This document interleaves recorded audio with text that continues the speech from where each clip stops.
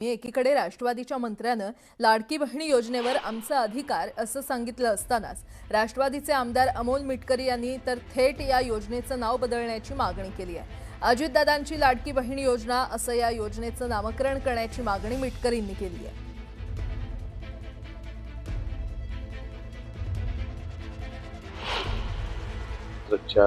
दूध संघाला अजितदादाचं नाव दिलं गेलं, तसं अजितदादांच्या स्मृती लाडक्या बहिणींच्या मनात कायम राहाव्या म्हणून त्यांना आदरांजली म्हणून महाराष्ट्र शासनाने अजितदादांची लाडकी बहीण असं लाडक्या बहीण योजनेचं नाव करावं, जुनं नाव बदलून, एवढी आमच्या राष्ट्रवादी काँग्रेस पक्षाच्या परिवारातील सदस्यांची विनंती आहे।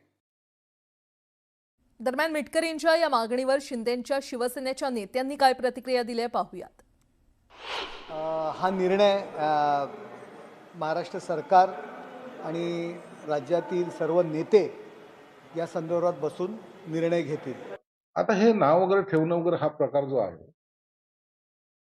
तो कॅबिनेटचा विषय आहे, मुख्यमंत्र्यांचा विषय आहे। ते त्याच्यावर काय बदल करतात ते त्यांनी कॅबिनेटमध्ये आणलं पाहिजे।